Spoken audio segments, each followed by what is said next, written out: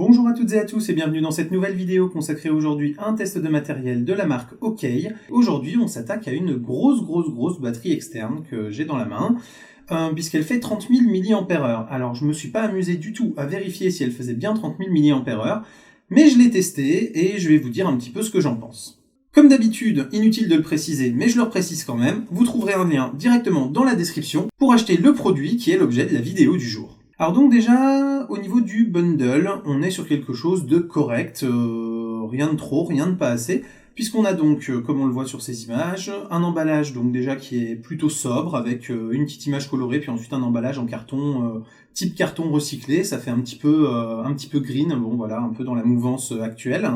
On retrouve à l'intérieur la batterie externe bien évidemment, et on y retrouve quand même un câble USB vers micro USB, le but étant de pouvoir aussi avoir tout ce qu'il faut pour la recharger à la base. Alors bien évidemment, ce qui est super sur cette batterie, c'est que vous avez deux connecteurs sur le devant, vous avez un connecteur micro USB et un connecteur Lightning pour la recharge, ce qui fait que même si vous êtes plutôt dans l'univers Apple, iPhone et iPad, eh bien vous allez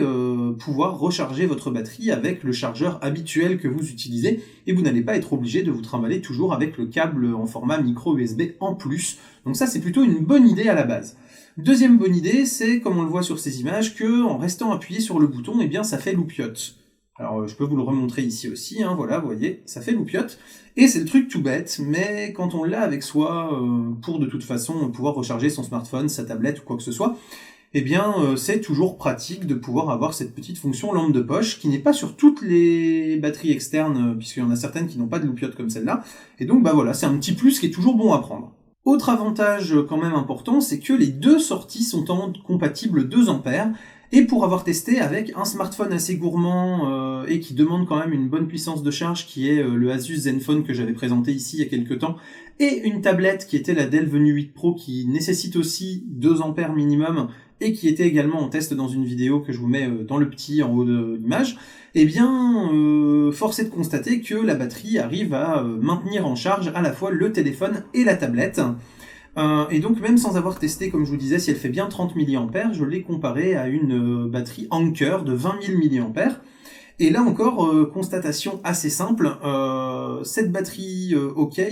fait parfaitement le job dans le sens où elle va tenir plus longtemps que la 20 000, donc déjà on est sûr qu'elle a au moins 20 000 mAh, ou alors que c'est la Anker qui est beaucoup plus faible encore, mais qu'en tout cas par rapport à ce que les constructeurs ont l'habitude d'annoncer, elle est largement à la hauteur de ce qu'elle annonce. Mais en plus, le Zenfone 2 a tendance, avec la batterie Anker de 20 000 mAh, à perdre un petit peu de charge quand on est sur des choses gourmandes type du Pokémon Go, du Ingress, enfin du jeu quoi. Là où avec cet OK, eh bien,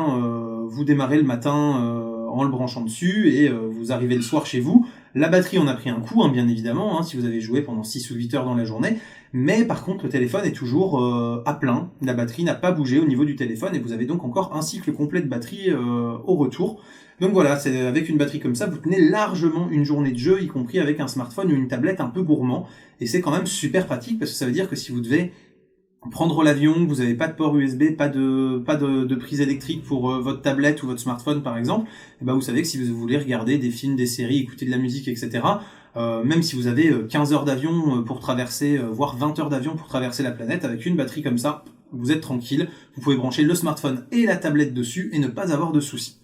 Dernier point important au niveau des bons points, c'est sa qualité de fabrication. Les plastiques sont globalement bien assemblés, ça a l'air un petit peu cassant comme ça, mais je l'ai déjà fait tomber 2-3 fois et pour l'instant, elle a survécu. Elle a pas morflé, et surtout c'est un plastique mat, donc ça évite de laisser des grosses traces de doigts partout, de prendre toutes les traces, toutes les poussières, etc.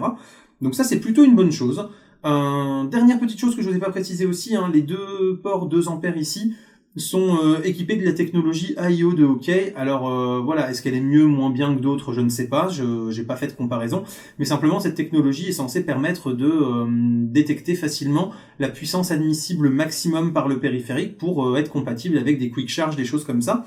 Et là encore une fois, hein, quand on le teste sur un téléphone compatible quick charge par exemple, alors même que la batterie n'est pas certifiée quick charge, et ben, aussi étonnant que ça puisse paraître, ça passe quand même en mode charge rapide. Donc voilà, bon après, en charge rapide, pour ceux qui ont besoin d'une charge rapide à 2 ampères, si vous avez bien sûr besoin d'une charge rapide 3, 4, 6 ampères comme on trouve maintenant sur certains smartphones, bien évidemment ça ne marchera pas parce que la batterie n'est pas capable de les fournir. En termes de points faibles, j'en ai quand même trouvé un, hein. Faut bien réussir à en trouver, même si c'est pas le cas sur tous les objets que je teste que j'arrive à en trouver.